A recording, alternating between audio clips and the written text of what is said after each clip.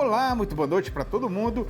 Depois de pelejar o dia inteiro com o pantaneiro cortando estrada nesse chão brasileiro para levar a zebuzada para o rodeio da boiada, a comitiva novidadeira do Terra Viva DBO na TV reúne agora a companheirada para fazer o balanço da lida que foi vencida. E para começar esta função, já anuncia a apresentação da nossa prosa brideira do dia.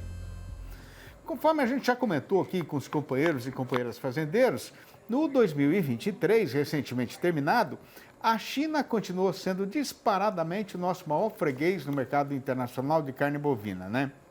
De acordo com os dados levantados pela SECEX, a Secretaria de Comércio Exterior do Ministério da Economia, considerando a soma do produto in natura com o industrializado, o gigante lá do Oriente Distante comprou do Brasil nada menos que 1.208.507 toneladas, o que representou 47,7% de tudo o que o país vendeu para o estrangeiro no ano passado.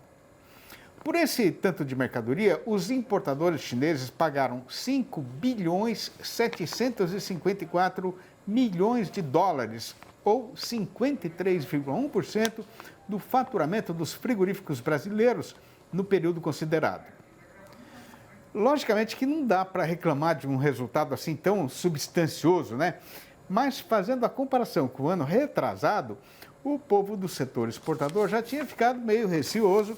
Isso porque o preço que a China pagou pelo nosso produto caiu de 6.384 dólares por tonelada no 22 para 4.761 dólares no 23. Por conta deste despencamento da cotação, a soma do dinheiro arrecadado teve um forte encurtamento de 27,8% de um ano para o outro. Pois então, para o amigo pecuarista que é fornecedor de gado para exportação, a questão agora é de esticar a vista para frente lá daquela ponte para ver se dá para enxergar algum sinal no horizonte a respeito do que deve acontecer neste eito e de qual vai ser o procedimento dos compradores chineses agora no 2024 que acaba de ser começado, né? Até agora, a previsão mais recente, feita pelo banco holandês Rabobank, era bem otimista, com os especialistas da instituição falando num aumento de 6% nas importações totais de carne bovina da China no ano presente, o que corresponderia aí a cerca de 200 mil toneladas a mais, né? Mas de uns dias para cá, o céu começou a ficar cinzento e o mercado já está ficando cismento com os sinais contraditórios dados pela economia chinesa. Segundo o governo lá deles, o caso vai ser de um crescimento anual de 5,2%. Mas o FMI, que é o Fundo Monetário Internacional, né, está dizendo que esse percentual vai ficar só entre 4% e 4,5%. Aí, no meio dessa discussão, e para complicar mais um pouco a situação, a semana começou com a decretação nesta segunda-feira da falência da maior empresa de construção civil da China, que afundou numa dívida de 300 bilhões de dólares. Pois o tamanho real dessa encrenca, a gente vai poder ver assim que o mundo parar de tremer, né? Com a tropa marchando na estrada em toada sossegada, rasgando o chão do sertão, a gente passa a se ocupar então de fazer a recitação das notícias do boi magro e da reposição. De acordo com o relatório mais recente da Scott Consultoria, em São Paulo, as negociações do mercado de reposição continuam em ritmo lento. Entre os dias 18 e 25 de janeiro, as cotações de todas as categorias de machos apresentaram recuo. O bezerro de ano caiu 2,1%, o bezerro de desmama 3,3%, o garrote 1,88% e o boi magro 2,2%. No caso das fêmeas, a situação é só um pouco diferente, já que os preços caíram para 3 das 4 categorias pesquisadas. A bezerra de desmama recuou 0,8%, a de ano 0,4% e a novilha 0,8%. A vaca magra foi a única que subiu, com um aumento de 0,7%. E o que não falta é gado para reposição disponível no mercado. Mas as semanas derradeiras de janeiro estão espantando os compradores e, consequentemente, reduzindo as negociações, o que explica a queda nos preços. No Maranhão, a relação de troca melhorou e agora o pecuarista pode comprar mais bovinos de reposição com a venda de um boi gordo de 19 arrobas. Atualmente é possível adquirir o equivalente a 2,6 bezerros de desmama, 2,2 bezerros de ano, 1,8 garrote e um boi magro e meio. Essa porteira que acabou de ser passada é a derradeira do caminho daqui até a entrada do Retiro do Saltinho. E tendo ainda um bom trecho a ser vencido na estrada boiadeira, a gente vai aproveitar para fazer uma parada ligeira, mas volta dentro de um instante para tocar adiante esta linda marchadeira. Aguarde! Estamos de volta e com a boiada ganhando chão na estrada e começando a vencer o segundo terço da jornada combinada para ser cumprida nessa lida marchadeira, a gente pede agora a atenção dos companheiros e companheiras fazendeiros para a reapresentação dos melhores programas mostrados aqui no quadro Pecuária em Alta, que é uma produção da Alta Genéticas do Brasil. E o assunto de hoje é como garantir a sanidade da bezerrada nascida na propriedade. Confira.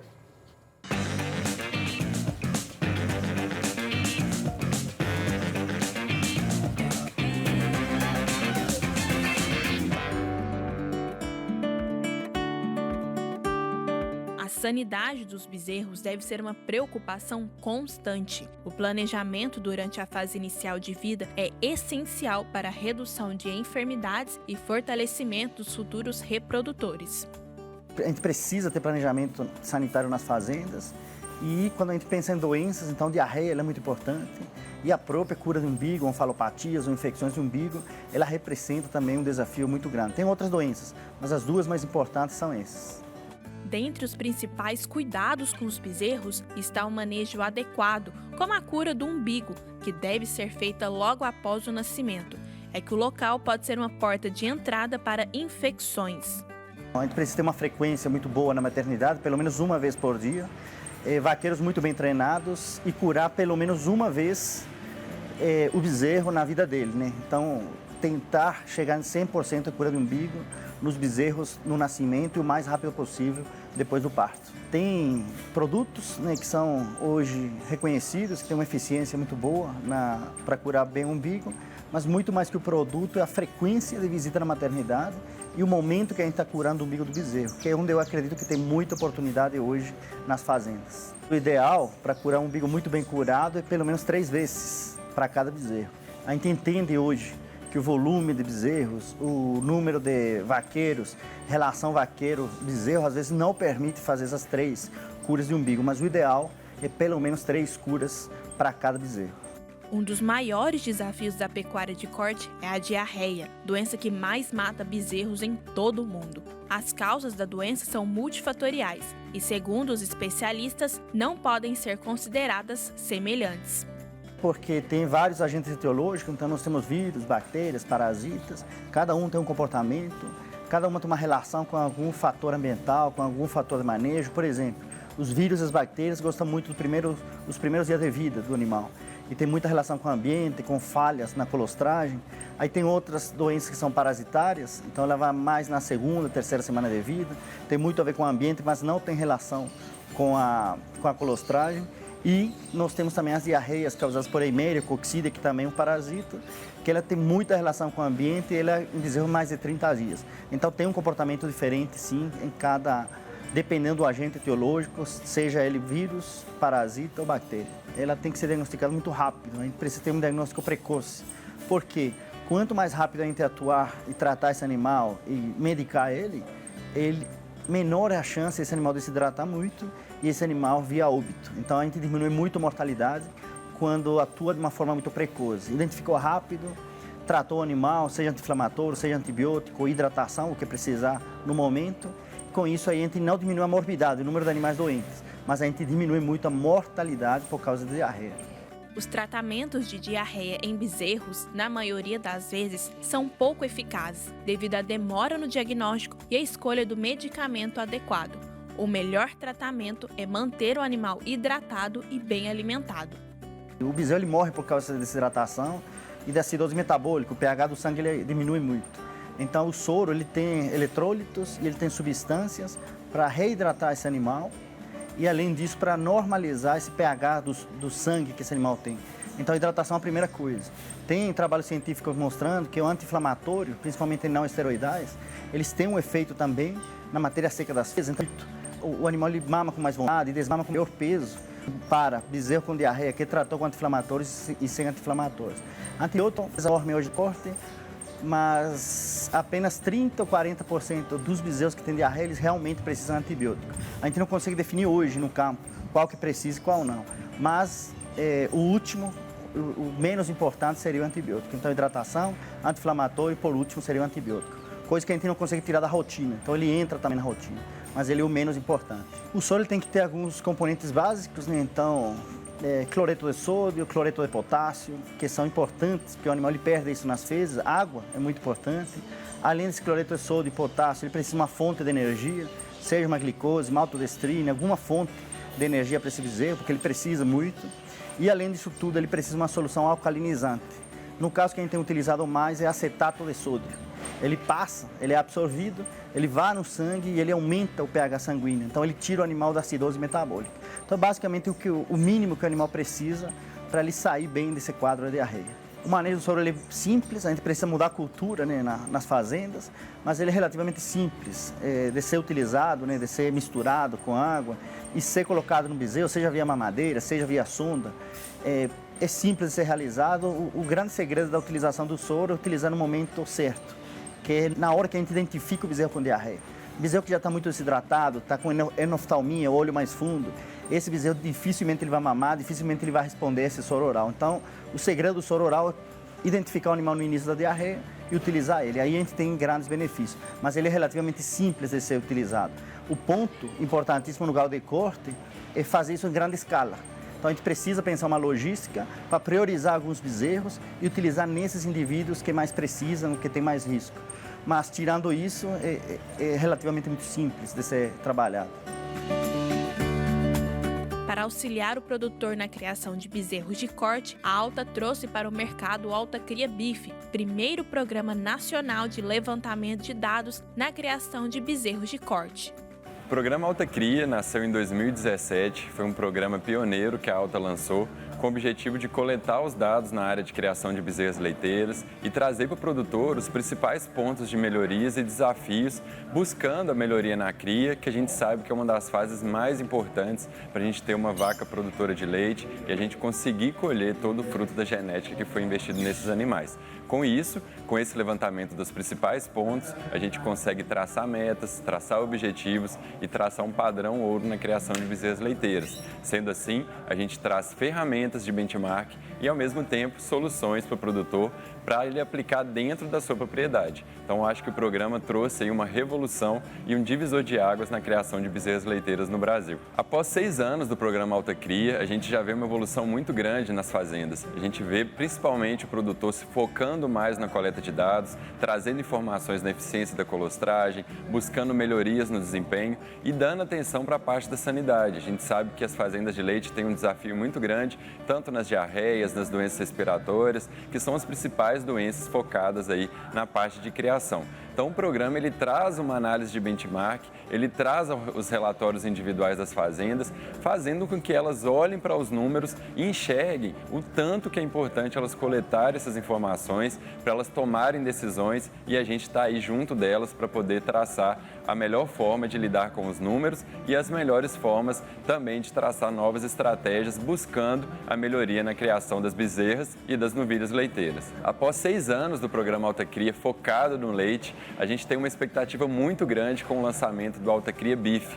Agora sim, a gente vai estar aí fechando toda a parte da produção, seja de leite, seja de corte. Então, com o Alta Cria Bife, a nossa expectativa é trazer informações para o produtor, trazer números para a pecuária de corte e agora a gente entender qual a situação atual e aonde a gente pode chegar com essa coleta de dados, com essas informações e principalmente com este benchmark na área de cria da pecuária de corte. O primeiro ponto que eu vejo muito importante nesse Alta Cria Bife é uma organização dos dados das fazendas e padronização tanto de dados como de manejo também. Então, tentando buscar o melhor para ser muito mais eficiente nessa criação de bezerros. Nessa primeira fase, então a gente junta os conselheiros, vê os dados que tem no campo e a gente começa a surgir ideias de qual que seria o melhor caminho para avaliação, qual que seria o melhor caminho para padronização desses dados, né?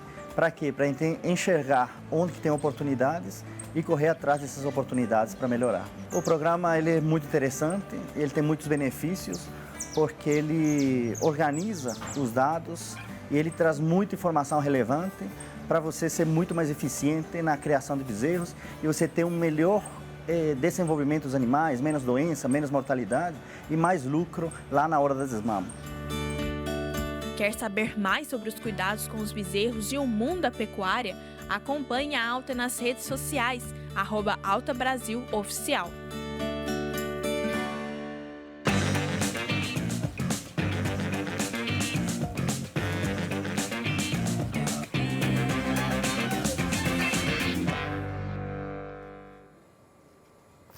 E como o transporte de boiada não é igual à ave de arribação, que vai de sul a norte numa só pegada, a gente vai ter de fazer mais uma parada na função para a apresentação dos comerciais que sustentam a televisão. E quando o serviço for retomado, o assunto que está apartado para entrar em discussão é o caso passado no mercado do boi gordo, que tem hoje a seguinte manchete avisadeira.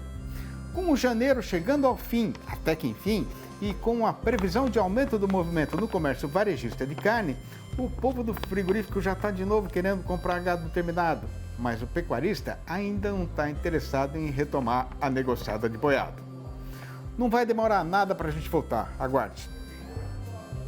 O seu Zé Mariano mandou recado avisando que ele está com uma boiada chegada, na ramada também tem um gado engordado e fazendo um catado do pantaneiro que está no retiro do Limoeiro, vai dar para a gente juntar um lote avantajado, suficiente para pegar preço melhor no mercado. Pois então a hora agora é de sondar na praça a situação do boi gordo e qual deve ser a sua verdadeira cotação.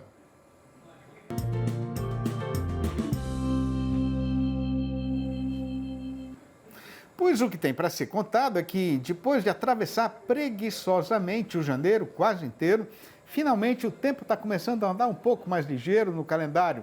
E o resultado foi que o mercado pecuário também está querendo sair do atoleiro onde ele estava enroscado. Conforme a gente tem falado aqui de assim e outro também, a febre paradeira que tomou conta da nossa praça boiadeira já estava sendo perfeitamente esperada, né? Porque nesta época do ano, o consumidor brasileiro está sempre padecendo de forte apertamento no seu orçamento. O caso é que, faltando agora só mais 2 dias e algumas horas para começar fevereiro, e um pouco mais para frente, para sair o pagamento do próximo salário ao trabalhador empregado, a previsão é de um aumento do movimento no balcão do açougue. Aí, por conta da conjuminação deste e de outros motivos, no comércio atacadista de carne com osso aqui na Praça Paulista, o carretão já está embicado outra vez no rumo de subida do Estradão, com a carcaça casada de macho inteiro indo, nesta segunda-feira, para R$ 15,00 redondos o quilo, o que representou uma alta de 2,4% em relação ao começo da semana passada. Ao mesmo tempo, depois de ter passado os últimos dias desfeiteando da mercadoria e querendo fazer a relha com a cotação, o dono do frigorífico já está com mais espaço vazio na câmara fria e está querendo refazer o estoque de carne para esperar a volta da freguesia. A questão é que, com o fim da estiagem em várias das principais regiões de comercialização de animais do país, a pastagem já está praticamente recuperada e o fazendeiro agora está podendo segurar a boiada na invernada, isso na dupla intenção de pôr mais algumas arrobas na carcaça e de esperar o preço melhorar. Juntando tudo e passando na peneira, fique a companheira fazendeira devidamente informada de que, no balanço do dia da Scott Consultoria, foram registradas mudanças nas cotações em 13 das 32 regiões pesquisadas em todo o Brasil, sendo que desta vez o fato que se deu foi que a arroba subiu em 7 dessas praças consideradas, mas caiu nas outras 6. A lista das arribadas agora foi encabeçada pelo Triângulo Mineiro, onde o boi aumentou sozinho, passando para R$ 226,00 para receber no prazo de 30 dias e ainda para descontar a parte do fundo rural. Em Paragominas, no Pará, a alta foi só para a vaca, que avançou para R$ 215,00. Nas Alagoas, a fêmea melhorou para R$ 225. Em Santa Catarina, o macho já não sai mais por menos do que R$ 245. Em Três Lagoas, no estado de Mato Grosso do Sul, o boi aumentou para R$ 230. Em Cuiabá, capital de Mato Grosso, o macho pulou para R$ 212 e a fêmea para R$ 195.